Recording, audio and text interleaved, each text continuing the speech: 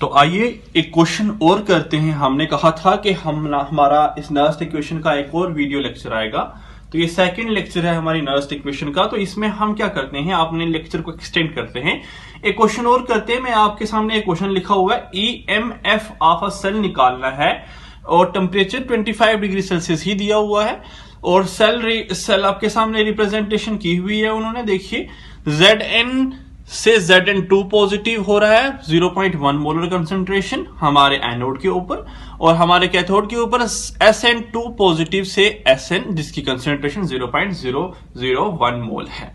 और आपको standard electrode potential दिया हुआ है।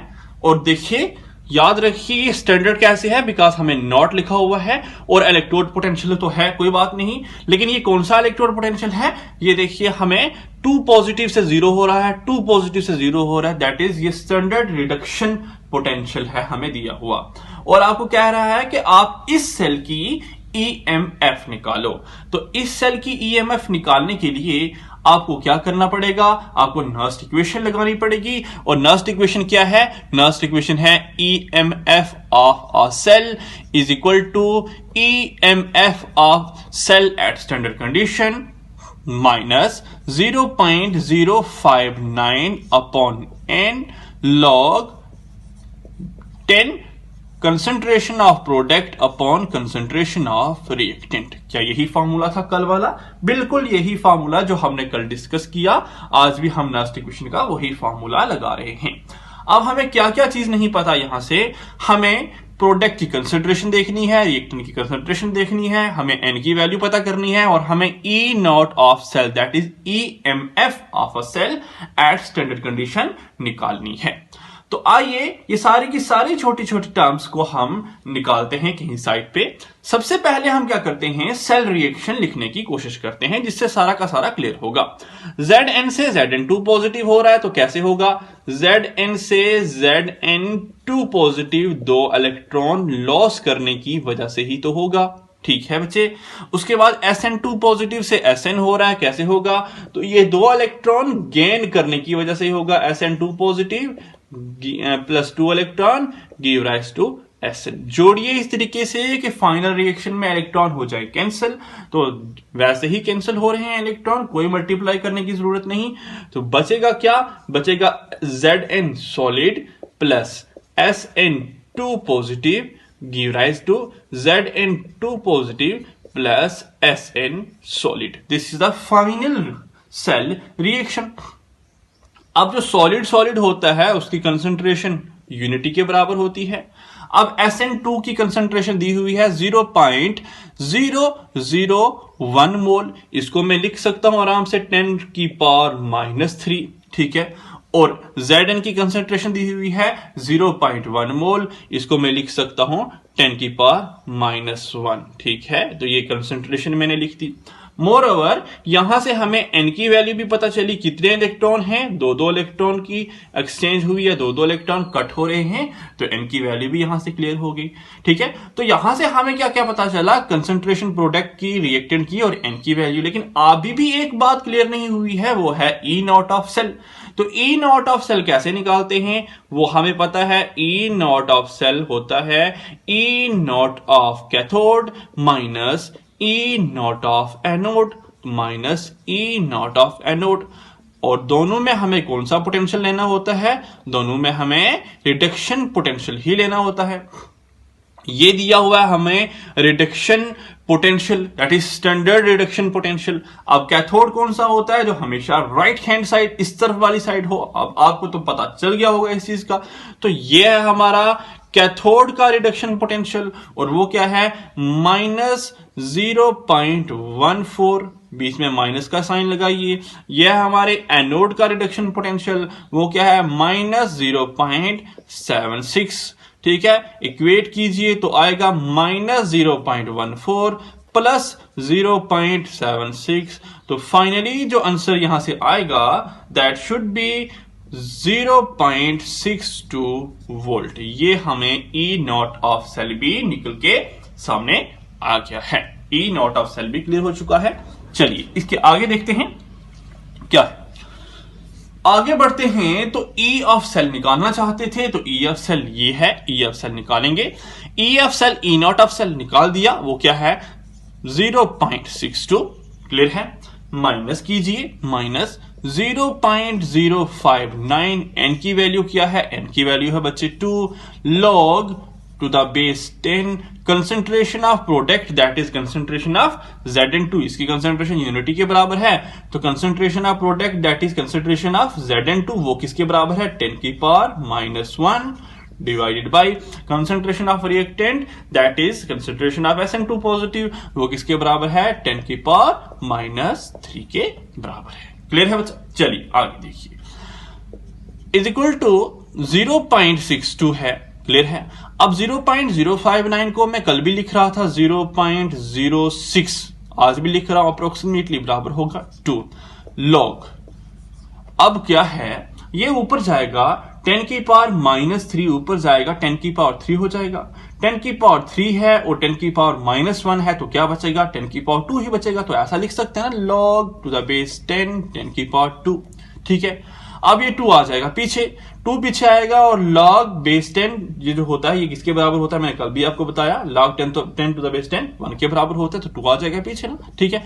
तो फिर बचेगा यहां से 0.62 into 0.62 minus 0.06 divided by 2 multiply by 2, ये 2 और ये 2 हो गए आपस में कैंसिल, तो बचा 0.62 माइनस 0.06, तो फाइनली आंसर आया यहां से 0.5 वोल्ट। देख लीजिए, कैलकुलेट कर लीजिए आप, सॉल्व कीजिए कैलकुलेटर यूज करके, तो जो आंसर आएगा दैट शुड बी 0.5 वोल्ट, ठीक है।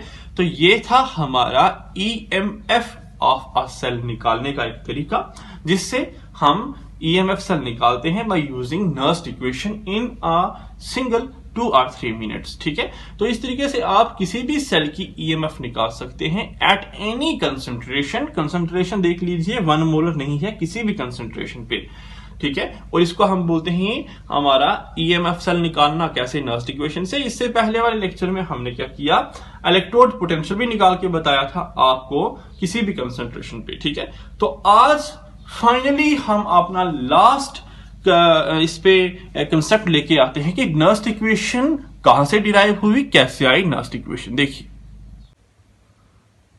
चलिए डेरिवेशन ऑफ नर्स्ट इक्वेशन देखते हैं। देखिए नर्स्ट इक्वेशन जो थी ये डिराइव की गई है बाय थर्मोडायनेमिक्स से, या हम बोल सकते हैं थर्मोकेमिस्ट्री से, ठीक है। तो आप लिख सकते हैं पूरा derivation of Nernst equation from thermochemistry, लिख लीजिए from thermochemistry, derivation of Nernst equation from thermochemistry, ठीक है। अब जरा समझने की कोशिश करते हैं ये डिराइव कहां से हुई, कैसे आई, ठीक है। देखिए ऑलरेडी आप पढ़ चुके हैं कि Gibbs free energy change, that is Gibbs की जब भी बात आएगी तो डेल्टा जी की बात आने वाली है।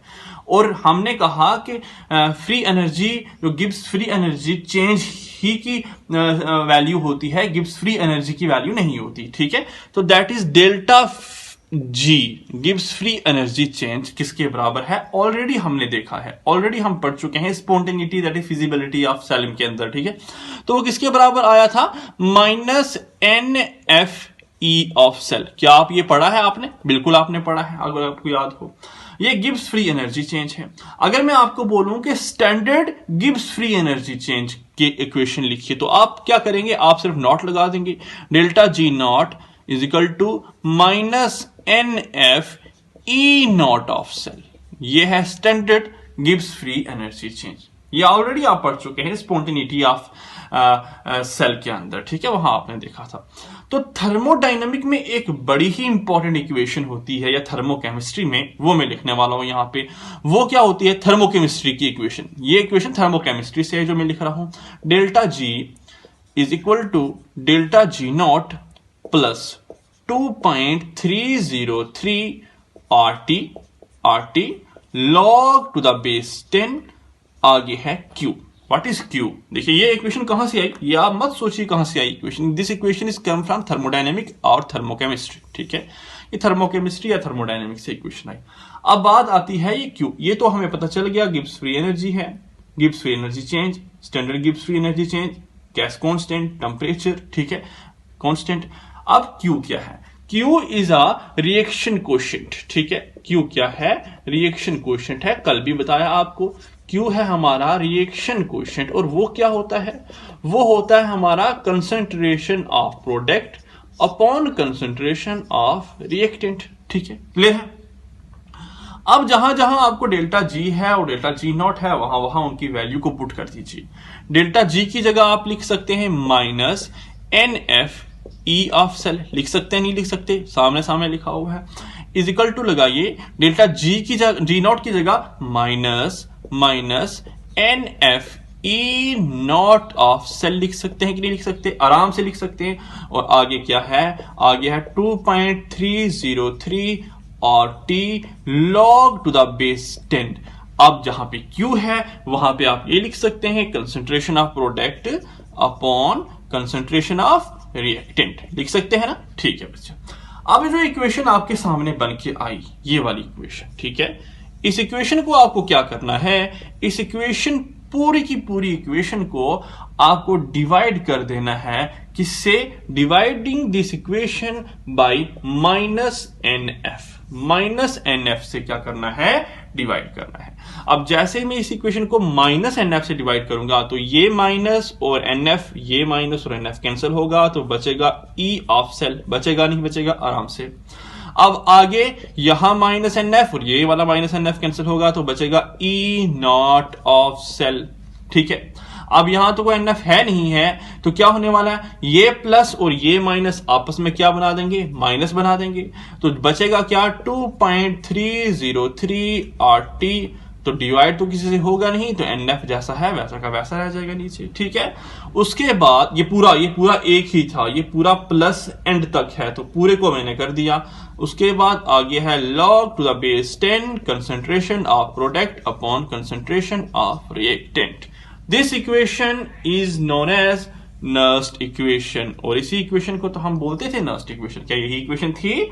बिल्कुल यही इक्वेशन थी। और हम कहते थे कि जब हमारा temperature, when our temperature is 25 degree centigrade, okay, and our F is approximately 96,500 coulomb and our R is 8.314, ठीक है। तो तब हम इस इक्वेशन को कैसा लिखते थे? ऐसा ही लिखते थे, E of cell is equal to E naught of cell minus 0.059 upon n log to the base 10 concentration of product upon concentration of reactant. This is the final equation, final Nernst equation, जिसको हमने बार बार use किया, और बार बार use करने से हमने क्या किया? Question को सॉल्व किया। तो यहां से हमें क्लियर हुआ कि नर्स्ट इक्वेशन थर्मोडायनामिक्स से आई और थर्मोकेमिस्ट्री से आई, और उसको हमने डिराइव भी किया। तो लेक्चर हमारा यहां पे खत्म होता है। आई होप आपको इस लेक्चर के अंदर कंप्लीट हुआ होगा कंसेप्ट, कैसे निकालते हैं हम इलेक्ट्रोड पोटेंशियल किसी भी कंडीशन पे, और कैसे हम निकालते हैं EMF ऑफ अ सेल किसी भी कंडीशन पे, किसी भी कंसंट्रेशन पे, ठीक है। तो यहां पे हमने अपना लेक्चर खत्म किया है। आई होप आपको क्लियर हुआ होगा। Thank you.